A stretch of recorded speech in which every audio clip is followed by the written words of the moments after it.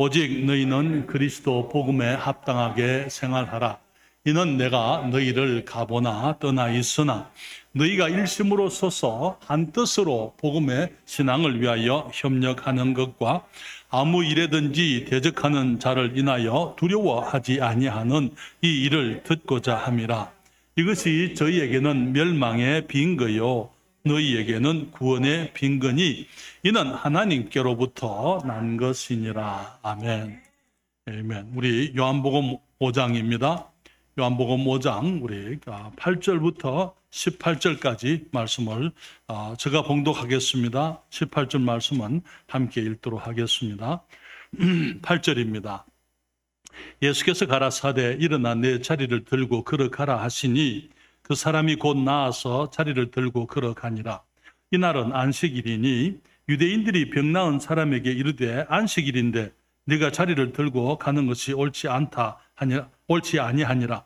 대답하되 나를 낫게 한 그가 자리를 들고 걸어가라 하더라 한데 저희가 묻되 너더러 자리를 들고 걸어가라 한 사람이 누구냐 하되 고침을 받은 사람이 그가 누구신지 알지 못하니 이는 거기 사람이 많음으로 예수께서 이미 피하셨음이라. 그 후에 예수께서 성전에서 그 사람을 만나 이르시되 보라 내가 나았으니 더 심한 것이 생기지 않게 다시는 죄를 범치 말라 하시니 그 사람이 유대인들에게 가서 자기를 고친 이는 예수라 하니라.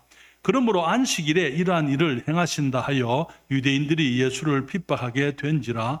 예수께서 저희에게 이르시되 내 아버지께서 이제까지 일하시니 나도 일한다 하시매 같이 읽습니다. 유대인들이 이를 인하여 더욱 예수를 죽이고자 하니 이는 안식일만 범할 뿐 아니라 하나님을 자기의 친아버지라 하여 자기를 하나님과 동등으로 삼으심이르라. 아멘. 기도하겠습니다. 아버지 하나님, 주님께서 우리들에게 복된 주일 주셔서 우리가 주님이 주신 새 생명을 가지고 주님의 존전에 모여서 하나님을 찬양하고 우리에게 베푸신 크신 은혜를 인하여 주님을 섬기고 예배하도록 은총 베푸신 것을 감사드립니다. 또한 주님, 저희들 주의 말씀을 감사드립니다. 주님께서 말씀을 통하여 우리들에게 주신 것이 하나님의 축복이 어떤 것인지 알게 하실 뿐만 아니라 우리가 이 땅을 살아가면서 천국을 소망하지만은 이 땅에 존재하는 동안 하나님의 영광을 위해서 어떻게 살아야 할 것인지 또한 우리들에게 주님이 교훈해 주시니 주께 감사드립니다. 성령님께서 이 종을 주장하시고 주님이 축복해 주심으로 우리 모두가 주의 말씀 가운데 새롭게 우리 주님을 발견하며 주님을 깨달으며 또 주님을 사랑하며 한 걸음 더 우리 주님 앞에 나아가는 이 시간 되게 해 주시옵소서. 이 종이 주님을 앙모하오니 주님께서 영광 거두시고 주의 자녀들을 진리로 축복해 주시옵소서. 예수님의 이름으로 기도하옵나이다. 아멘. 여러분 자리에 앉으시겠습니다. 우리는 이제 빌립보서 제1장 27절과 28절의 이 말씀을 중심으로 이제 지난 한 해 동안 2022년에 복음의 신앙을 위하여라는 주제로 이 그리스도의 복음의 위대함에 관해서 우리들이 여러 가지 측면으로 함께 생각을 해 왔습니다. 그러면서 이제는 우리가 가을철이 되면서 이제는 복음의 열매를 생각을 해야 될 때가 됐다고 생각을 합니다. 그렇기 때문에 이제 저는 여러분들과 함께 복음의 신앙을 위하여 주님께서 일심으로 서서 한 뜻으로 복음의 신앙을 위하여 협력하라 하신 그 말씀을 가지고 이제 그 주제로 우리들이 말씀을 생각하면서 여러분들과 함께 왜 우리가 협력해야 하는지, 어떻게 협력해야 하는지 우리가 함께 말씀을 생각하고 있는 것입니다. 지금 협력이라는 그 단어, 이 헬라어 스나톨레오라는 것은 다른 사람들과 함께 일하는 것이고 혼자서는 협력이 있을 수가 없다고 말씀을 드렸어요. 그리고 따로따로 하는 것이 아니고 함께 또 같은 시간에 함께 같은 일을 수고할 때에 그것을 협력이라 한다 그렇게 말씀을 드렸습니다. 사랑하는 여러분, 우리가 가지고 있는 이 복음은 너무나 귀중하고 너무나 중요한 것입니다. 너무나 복된 것이기 때문에 우리는 다른 그 무엇보다도 복음의 신앙을 위해서 협력해야만 되는 것입니다. 우리는 그동안에 하나님께서 이 귀한 복음을 위해서 어떻게 삼위일체 하나님께서 성부 하나님이 계획하셨고 또 성자 하나님께서 십자가에서 성취하셨고 지금 성령 하나님께서 역사하시면서 영혼들에게 복음이 이제는 효과가 있도록, 그래서 복음으로 말미암아 영혼들이 거듭날 수 있도록 성령께서 역사하신다고 말씀을 드렸어요. 그리고 이 삼위 하나님의 협력을 통해서 이루어진 이 위대한 복음이기 때문에 이제는 주님께서는 삼위 하나님께서만 일하시는 것이 아니고 이제는 우리가 그 도구가 되고 우리들이 주님의 이 위대한 사역에, 우리 주님의 일에 협력하게 되기를 원하신다 말씀을 하시던 것을 우리가 함께 생각을 해왔습니다. 사랑하는 여러분, 지난주에는 우리가 38년 된 병자가 베데스다 연못가에 있을 때에 주님께서 그를 고치신 이야기를 함께 생각을 했습니다. 그때 그 사람이 스스로는 자기 병을 고칠 능력이 없었고 또 아무도 그를 도와주지를 아니했을 때에 38년 동안 그는 영적인 고통 가운데 많은 경우 하나님께 기도를 드리고 탄원을 하고 한탄과 한숨으로 세월을 보냈을 것입니다. 그러한 그 사람을 주님께서 찾아오시고 그로 하여금 이제 이 병에서부터 자유를 주시고 이제는 주님께서 그를 이제 그토록 바라던 죄로 인한 그 병에서 그가 나음을 얻도록 주님이 은총을 베푸신 것을 봅니다. 그렇지만은 주님께서는 일을 하지만은 종교인들은 불평을 하고 일을 만드는 것을 보게 됩니다. 병자를 낫게 하신 그날이 안식일이었어요. 그렇기 때문에 안식일에 이 종교인들이 주님께서 일하셨다 그래서 주님을 비난하고 나오는 것을 보게 됩니다. 말씀을 드린 것처럼 베데스다라는 그 이름의 뜻은 자비의 집이라는 곳입니다.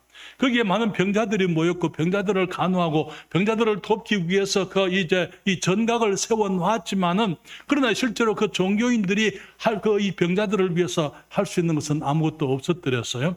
그러면서 그들이 종교적인 이름으로 도움이 필요한 사람들을 돕지 못하면서 예수 그리스도께서 그를 도왔을 때에 저들은 종교적인 이름으로 그들이 율법을 가지고 율법의 주인이신 예수 그리스도를 비난하고 공격을 하게 되는 것을 보는 것이죠. 오늘날의 많은 교회의 모습이, 많은 종교인들의 모습이 그러한 것을 우리가 알고 있습니다. 사랑하는 여러분, 주님께서 말씀하셨어요. 내 아버지께서 이제까지 안식일이라 하더라도 내 아버지께서 이제까지 일하시니 나도 일한다, 그렇게 말씀을 했습니다. 그래서 저는 지난주에 우리 주님께서 이제 안식일이라 하더라도 아버지께서 일하시게 된 그 동기와 또 주님이 일하시는 모습을 아버지께서 지금도 삼위일체 하나님께서 과거에 이 복음을 위해서 협력해서 이 위대한 복음을 성취하시고 만들어 놓고 준비해 놓으셨지만은 그것이 전부가 아니고 지금도 하나님께서는 아버지께서 일하고 계신다는 그 사실을 함께 생각을 했습니다. 그러면서 오늘은 말씀하시기를 내 아버지께서 이제 일하시니 그 다음에 주님 말씀하시기를 나도 일한다 말씀을 하신 것을 보게 되는 것입니다. 다시 말하면은 저희 삼위 하나님께서 협력해서 이루어 놓으신 이 위대한 복음을 위해서 아버지 하나님께서 안식일에도 지금도 주님이 일하고 계실 뿐만 아니라 예수 그리스도께서도 지금 우리를 위해서 이 복음을 위해서 일하고 계신다는 사실이죠. 사랑하는 여러분, 그래서 우리는 복음의 신앙을 위한 협력을 생각하게 될 때에 이제 이 아버지께서 일하고 계실 뿐만 아니라 우리 주 예수 그리스도가 이 복음의 신앙을 위해서 역사하고 계신다는 그 사실을 함께 생각하고자 하는 것입니다. 사랑하는 여러분, 우리는 성경을 통해서 아버지 하나님의 일이 바로 예수 그리스도의 일이었던 것을 보게 됩니다. 세상을 구원하시려는 하나님의 뜻, 그 뜻을 가졌을 때에 그 뜻에 이제 부합해서 그 일을 실제로 이루고자 예수 그리스도께서 사람이 되어서 오시게 된 것입니다. 영원 전부터 있었던 우리가 일들을 상상해 볼 수 있습니다. 우리 인간들이 범죄할 것을 하나님께서 미리 아셨어요. 그리고 우리 사람들이 범죄하게 되면은 하나님께서 그들을 다시 얻기 위해서 구속 사역의 일을 하셔야 되는데 범죄한 죄인들을 위해서 죄 없는 한 희생물이 필요한 것을 주님이 알고 계셨습니다. 그래서 창세 이전부터 그의 아들 예수 그리스도, 이 하나님의 어린 양을 죽일 것을 주님께서 생각하셨을 때에 그 아들 예수 그리스도, 우리의 성자 하나님께서 그 일에 함께 하신 것을 보게 되는 거예요. 주님이 자원했다 그 말이에요. 아버지의 뜻에 순종하고자, 아버지 그러면은 내가 이 세상에 그 어디에서도 이 사람들의 죄를 위한 희생 제물을 찾을 수가 없기 때문에 내가 그 희생 제물이 되겠습니다. 그래서 성경은 말하기를 창세 이전부터 죽임을 당한 하나님의 어린 양이라고 말하고 있는 것입니다. 그래서 주님께서 창세 이전부터 아버지께서 하시려고 하시는 그 일을 주님께서 자기 일로 생각하시고, 주님께서는 항상 아버지께서 일을 하고자 하시면은 그 일을 받아들이시고 주님이 수행하셨던 것을 우리가 보는 것이죠. 그렇기 때문에 이 땅에 오신 예수 그리스도, 그분이 세상에 오신 것도 마찬가지입니다. 우리 요한복음 6장 38절로부터 40절에 주님 말씀하시기를 내가 하늘로서 내려온 것은 내 뜻을 행하려 함이 아니요 나를 보내신 이의 뜻을 행하려 함이니라. 나를 보내신 이의 뜻은 내게 주신 자 중에 내가 하나도 잃어버리지 아니하고 마지막 날에 다시 살리는 이것이니라. 내 아버지의 뜻은 아들을 보고 믿는 자마다 영생을 얻는 이것이니 마지막 날에 내가 이를 다시 살리리라 하시니라. 우리 주님께서는, 예수 그리스도께서는, 성자 하나님께서는 항상 성부 하나님의 뜻을 행하기를 원하셨습니다. 언제든지 주님 아버지께서 뜻하시는 것을 주님이 받아들이시고 그 일을 과거에도 이 땅에 오시기 이전부터 주님께서는 그렇게 살아오셨던 것이죠. 그리고 또 주님의 일을 해왔던 것입니다. 주님 말씀하시기를 내가 하늘로서 내려온 것은 내 뜻을 행하려 함이 아니요. 주님은 자기 뜻이 없었어요. 아버지 뜻이 자기 뜻이었던 것을 봅니다. 그래서 나를 보내신 이의 뜻을 행하려 함이니라 그렇게 말씀을 했습니다. 그리고는 나를 보내시니 성부 하나님의 뜻은 내게 주신 자 중에 내가 하나도 잃어버리지 아니하고 마지막 날에 다시 살리는 이것이니라. 내 아버지의 뜻은 아들을 보고 믿는 자마다 무엇을 얻는다고요? 영생을 얻는 이것이니, 영원한 생명을 얻는 이것이니 마지막 날에 내가 이를 다시 살리리라 그렇게 말씀을 하셨습니다. 사랑하는 여러분, 비록 우리 인간들이 욕심 가운데 주님을 불신했고 고의적으로 하나님을 등졌지만은, 고의적으로 하나님의 원수 사탄과 한패가 되고 사탄의 말을 이 하나님의 말씀보다 더 신뢰하기를 그들이 선택하고 하나님을 버려버렸을 때에 주님께서 사람들을 그냥 방치해버리고 그들에 대해서 주님이 눈을 감아버릴 수도 있는 거예요. 사탄과 함께 영원토록 멸망하게 내버려 둘 수도 있는 것입니다. 그렇지만 우리 하나님께서는 사람을 다시 얻기를 원하셨어요. 그렇기 때문에 주님께서 그의 아들을 보내시고 그들이 영원한 생명을 얻게 하시려고, 주님께서는 사람들이 구원을 얻게 하시려고 자기 아들을 보내셨고 그 아들은 그 일을 위해서 이 세상에 오신 것입니다. 우리가 잘 아는 성경 구절이 있습니다. 우리가 주일학교 때부터 항상 우리가 거기 즐겨 노래도 부르고 또 우리가 늘 외우던 성경 구절 하나가 있죠. 요한복음 3장 16절 말씀하시기를 하나님이 세상을 이처럼 사랑하사 독생자를 주셨으니 이는 저를 믿는 자마다 멸망치 않고 영생을 얻게 하려 하심이니라. 아멘. 주님 말씀하시기를 우리들이 영생을 얻게 하기 위해서 멸망치 않고 영원한 생명을 얻게 하시려고 그의 아들을 보내셨는데, 그 아들이 순종하는 아들로서 주님께서 아버지의 뜻을 행하기 위해서 주님이 진히 사람이 되어 오셨고 또 그리고 주님이 아버지의 뜻을 행하려고 했던 것을 보는 것입니다. 주님 말씀하시기를 내 아버지께서 이제까지 너희들이 안식이라고 이렇게 안식일이라 그렇게 얘기하지만은 내 아버지께서 이제까지 이 안식일에도 우리 하나님이 아버지께서 일하시니까 나도 일한다 그렇게 말씀을 하셨던 것이죠. 사랑하는 여러분, 예수님께서는 아버지가 잃어버린 그 사람들을 찾아서 아버지께 돌려드리기 위해서 세상에 오셨습니다. 누가복음 19장 10절에 주님 말씀하시기를 인자에 온 것은 잃어버린 자를 찾아 구원하려 함이니라 그렇게 말씀을 하셨어요. 아버지께서 잃어버리셨어요. 한때 주님께서 사람들을 데리고 이 에덴 동산에서 우리 하나님의 영광 속에서 함께 그들이 존귀한 삶을, 아름답고 복된 영광의 삶을 사람들이 살고 있었습니다. 하나님께서 사람을 사랑했고 사람들은 하나님을 경배하고 예배하고 그들 사이에 아무런 막힘이 없이 그들이 서로를 기뻐하고 있다가 사탄의 이 유혹으로 말미암아 인간들이 범죄했을 때 그것이 깨어지게 된 거예요. 하나님께서 영원 전부터 홀로 계시던 그 하나님, 그렇기 때문에 주님께서 그 사람을 지으실 때 하나님의 형상을 닮아서 하나님과 같이 교제하고 예배하고 하나님과 같이 동행할 수 있는 유일한 피조물들을 만들었지만은 사람들이 범죄함으로 하나님께서 그 귀한 사람을 잃어버리게 된 것입니다. 그랬을 때 주님께서는 사람들을 다시 얻기 위해서 주님께서 그의 아들을 보내셨습니다. 우리 누가복음 15장에 보게 되면은 잃어버린 것들에 잃었다가 찾은 것들의 비유가 나오게 되는데요. 거기에 그 주님 말씀하시기를 이 어떤 사람에게 양이 100마리가 있는데 그중에 하나를 잃어버리게 되면은 99마리를 들에 두고 그 잃어버린 그 한 마리를 찾아서 찾도록 부지런히 찾아다니지 않겠느냐, 그렇게 얘기를 하는 것을 보게 됩니다. 사랑하는 여러분, 주님께서는 이 세상에 있는 그 어떤 사람도 주님께서 없어도 된다라고 말하지를 않아요. 주님께서는 모든 사람들, 모든 영혼들을 주님이 사랑하시는 것입니다. 그렇기 때문에 그 모든 영혼들이 주님께 돌아오기를 원하시는 것입니다. 그렇기 때문에 예수 그리스도께서 말씀하시기를 내게 주신 자, 내 아버지에 대해서 내게 주신 자 중에 하나도 잃어버리지 않고 다 생명에 이르게 되는 것, 영생을 얻는 것, 그것이 아버지의 뜻이라 그렇게 말씀을 했던 것입니다. 저는 여러분, 예수 그리스도께서 우리의 목자로서 우리를 찾아주신 것을 감사드립니다. 주님께서 99마리로 인해서 충분하다 그렇게 말씀하지 않은 것, 그것이 얼마나 감사한지 모릅니다. 그렇기 때문에 주님께서 우리를 찾아서 구원하시기 위해서 그토록 애쓰시고 우리가 주님을 알게 되기까지 주님이 쉬지 않고 일해 오셨던 것입니다. 사랑하는 여러분, 그렇지만 아직까지 양우리에 들지 아니한 양들이 있는 것을 우리가 잘 알고 있습니다. 주님께서는 그 양들도 찾으시려고 애쓰시고 계시는 것이죠. 그리고는 주님께서 그 양들을 위해서 그 양들을 찾아서 주님의 양우리에 데리고 오는 그 일에 주님과 함께 우리가 협력하게 되기를 주님이 원하시는 것입니다.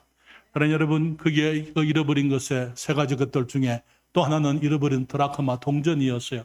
한 여인에게 동전이 있었는데 그중에 그 동전을 하나를 잃어버렸습니다.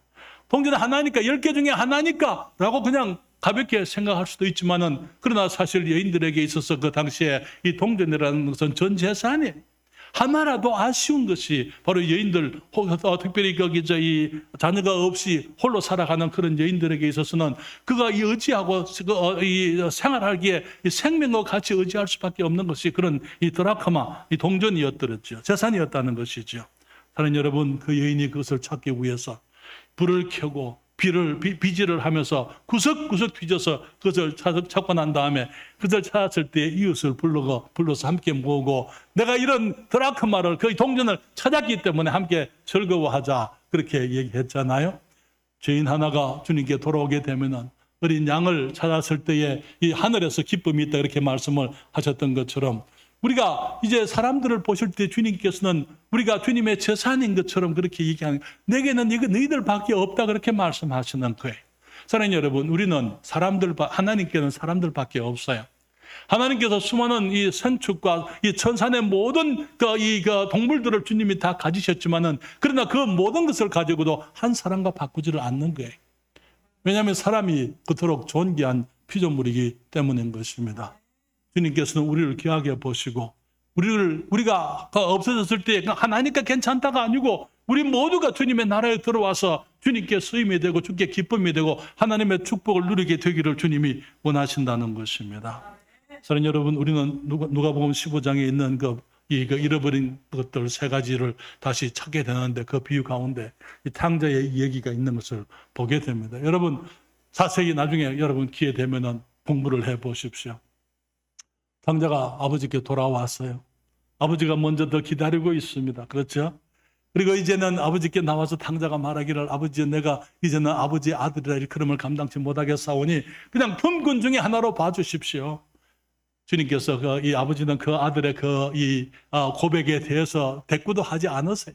종들에게 말하기를, 가서 이제 거기 신발을 가져오게 되고 가락지를 가져오게 되고 겉옷을 가져오게 되고, 그리고 말하기를 그 살찐 송아지를 잡으라 그렇게 얘기를 해서 이미 준비되어져 있는 살찐 송아지가 있었던 것을 보게 되는 것입니다.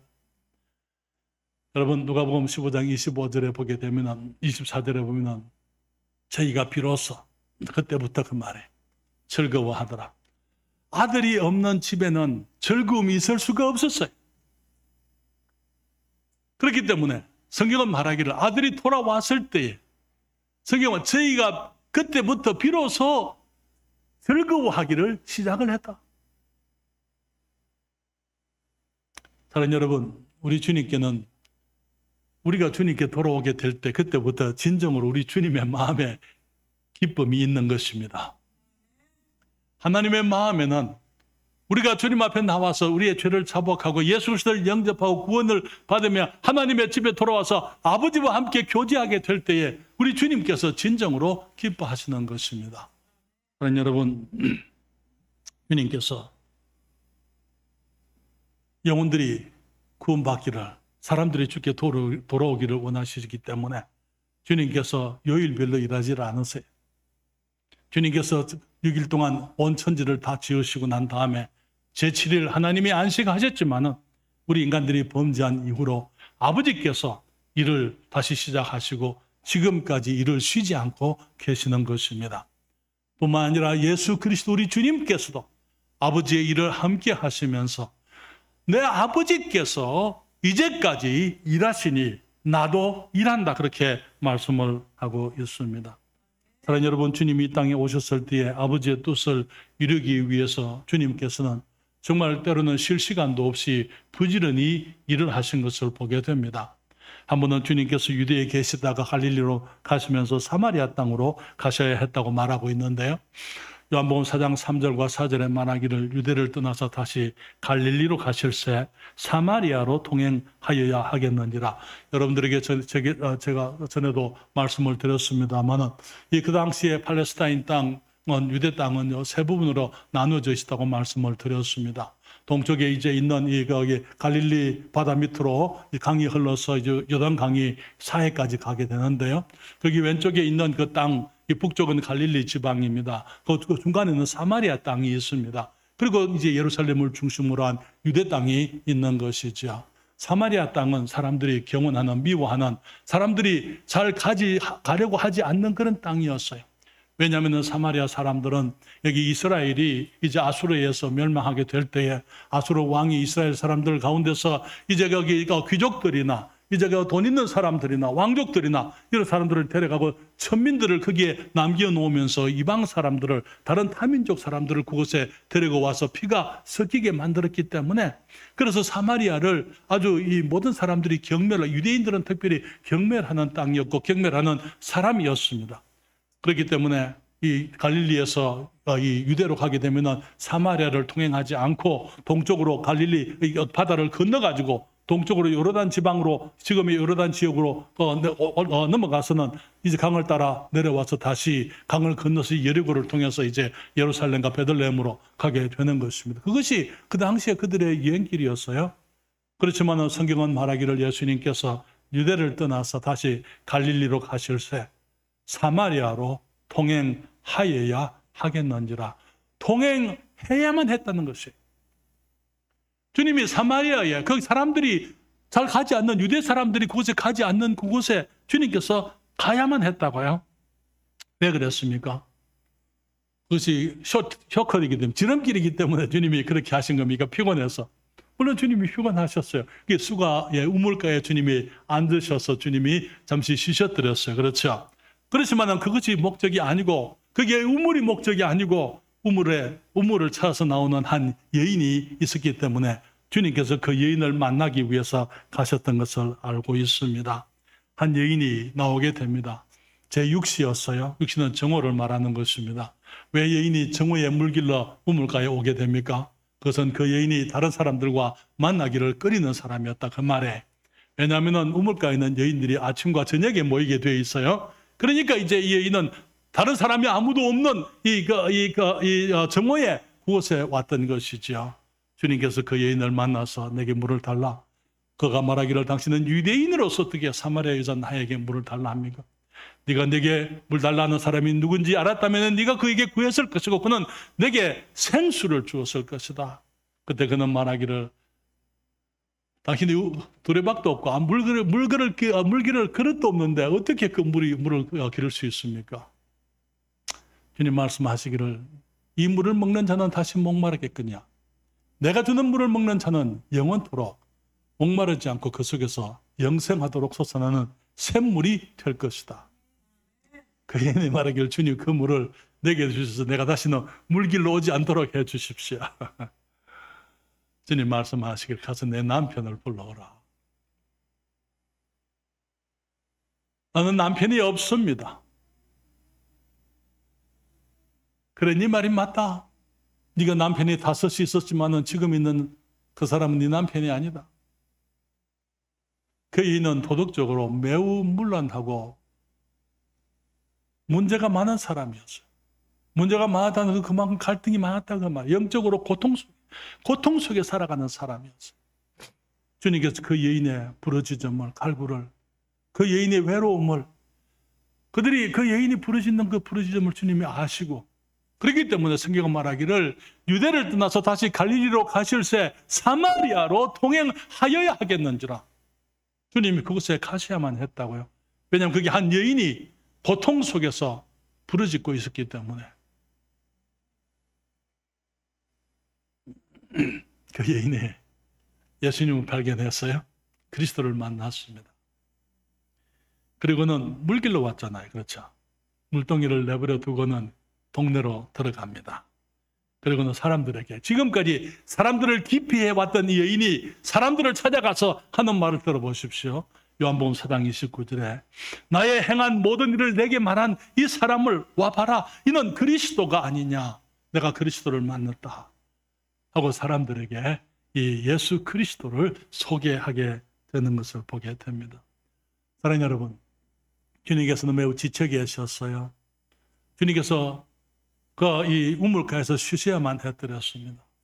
제자들은 이제 이 마을로 음식을 이제 구하러 들어가드렸습니다. 제자들이 와서 주님께 음식을 드시도록 했을 때 주님 말씀하시기를, 우리 요한복음 4장 32절부터 34절에 가라사대 내게는 너희가 알지 못하는 양식이 있느니라. 제자들이 서로 말하되 누가 잡수실 것을 갖다 드렸는가 한데 예수께서 이르시되 나의 양식은 나를 보내신 이의 뜻을 행하며 그의 일을 온전히 이루는 이것이니라. 사랑하는 여러분, 주님께서는 아버지의 일을 자기 일로 생각하셨어요. 그렇기 때문에 안식일에도 아버지께서 일하시니까 나도 일한다, 그렇게 말씀을 했습니다. 또한 우리는 예수님께서 우리들을 사랑하시기 때문에 지금도 일하신 것을 보고 우리가 알고 있습니다. 주님께서는 모든 사람들의 모든 문제를 다 알고 계십니다. 38년 된 병자의 문제를 주님이 아셨어요. 그리고 문제의 원인도 아셨습니다. 나중에 그가 이제 병 낫고 난 다음에 예수님이 어디로 가셨는지 찾지 못하다가 이제는 그 성전에서 다시 만나잖아요. 주님 말씀하시기를 더 심한 것이 생기지 않게 다시는 죄를 범치 말라 말씀을 하셨어요. 무슨 말입니까? 여기 38년 동안 그가 병을 앓았는데 그 원인이 그의 죄였더랬어요. 주님께서 그를 용서하시고 그를 치유하시고 난 다음에 말씀하시기를 다시는 죄를 범치 말라. 더 심한 것이 생기지 않도록 다시는 죄를 범치 말라, 그렇게 말씀을 했습니다.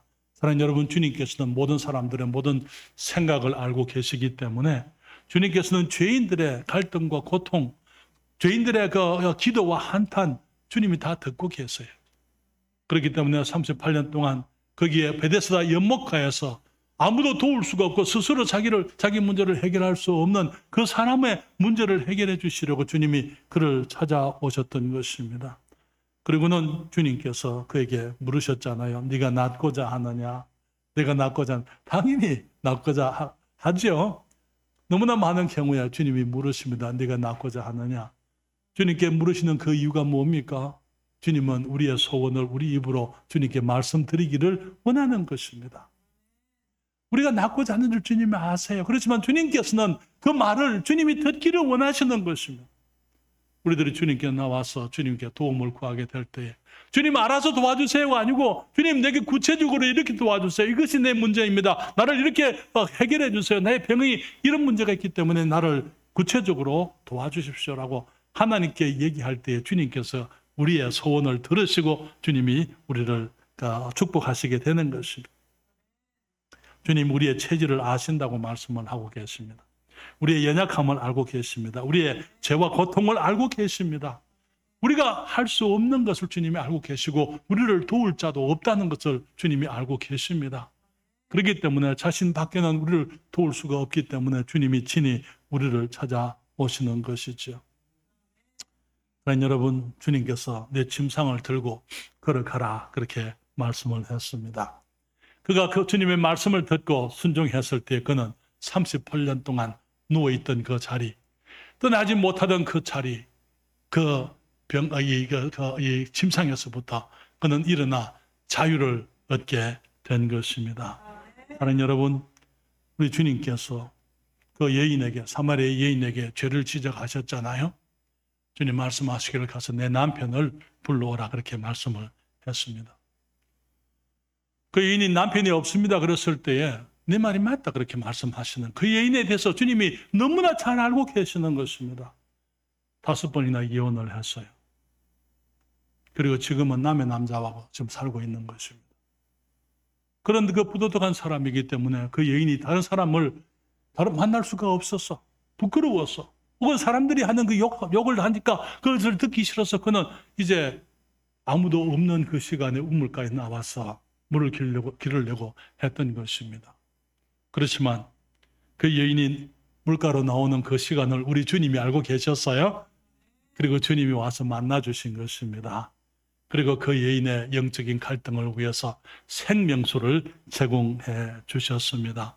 사랑하는 여러분, 우리가 우리의 문제를, 우리의 죄를 주님께 자복하게 되고 주님께 가지고 나오게 되면은 우리 주님께서는 기꺼이 우리의 죄를 용서하시고 우리를 우리의 문제로부터, 우리의 죄의식으로부터, 우리의 죄의 형벌로부터 주님이 우리를 자유케 하시고 구원해 주시는 것입니다. 사랑하는 여러분, 지금도 주님이 일하고 계세요. 우리 주님이 지금도 일하고 계십니다. 왜요? 이 세상에 죄인들로 가득하지 않습니까? 그리고 주님께서는 지금도 그 모든 영혼들을 사랑하고 계시는 것입니다.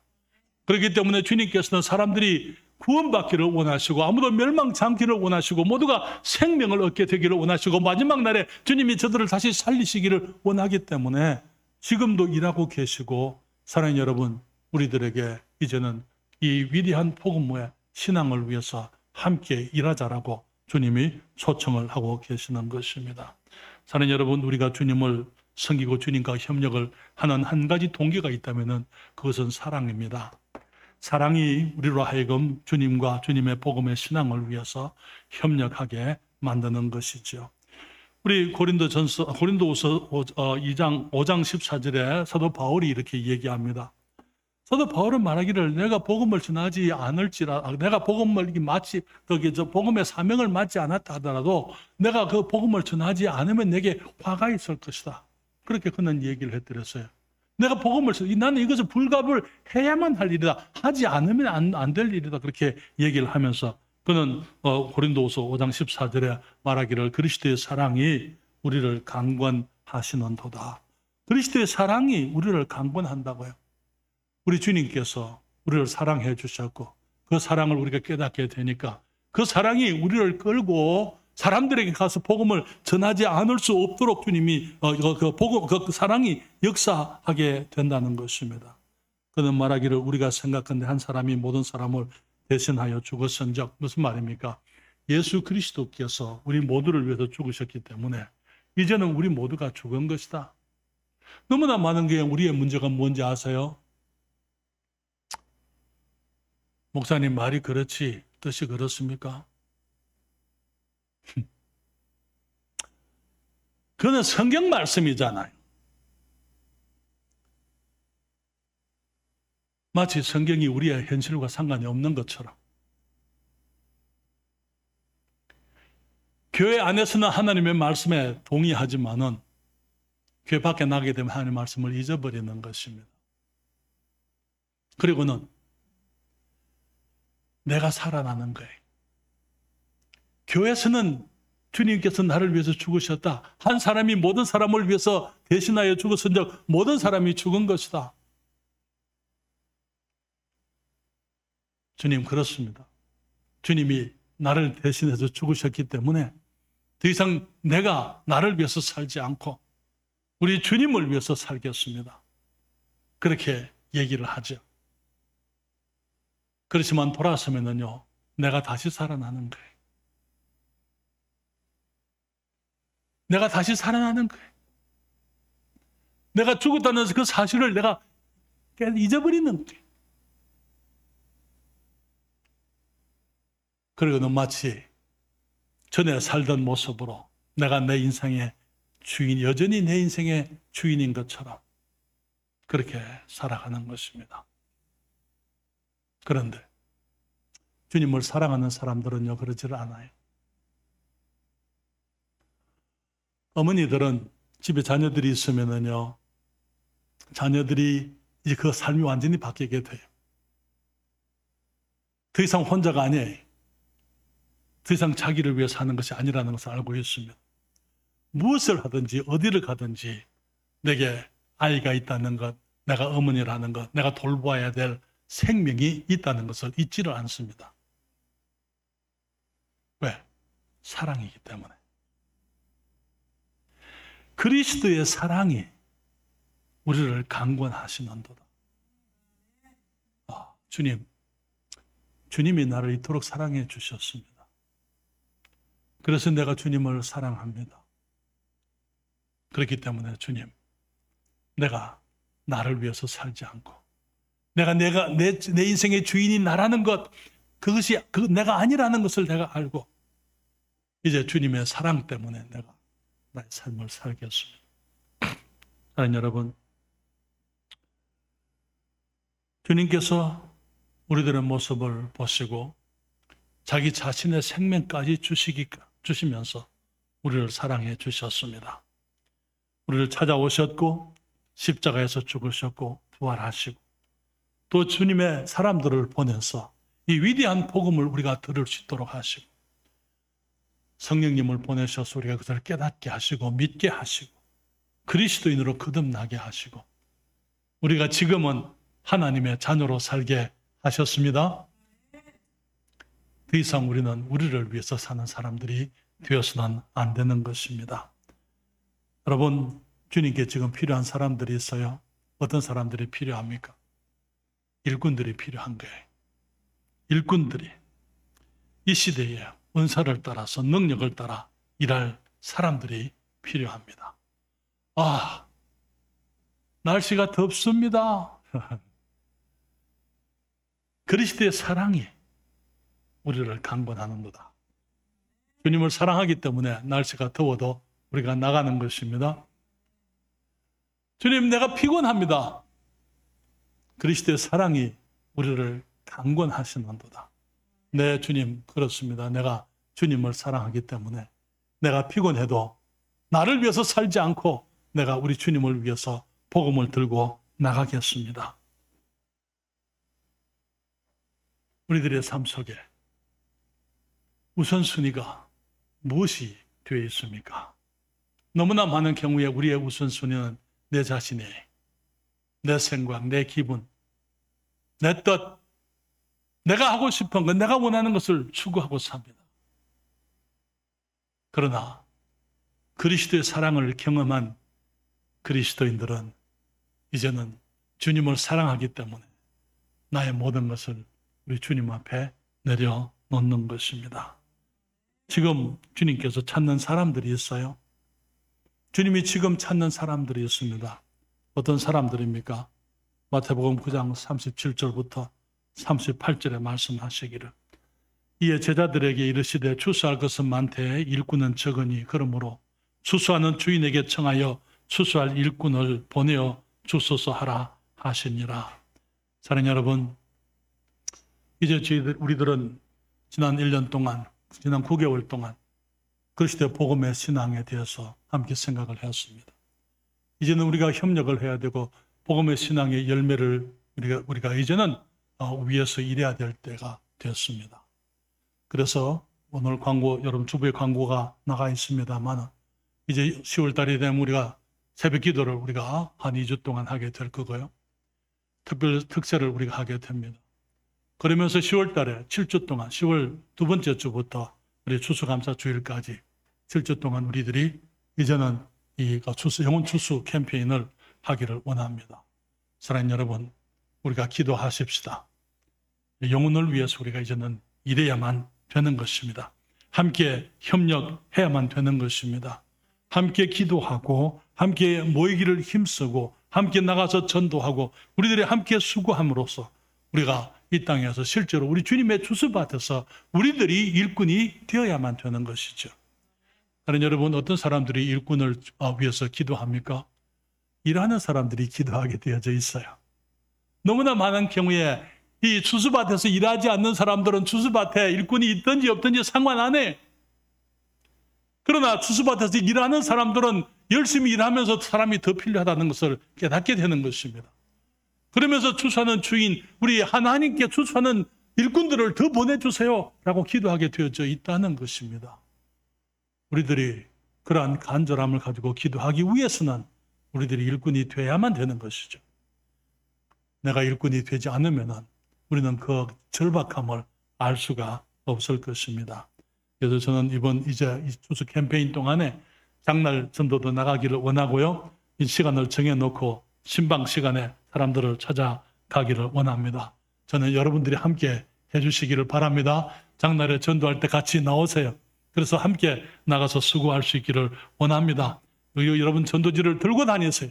사람들에게 가서 예수 그리스도를 소개하고 사람들이 주님께 나오도록 저들을 초청을 해야만 되는 것입니다.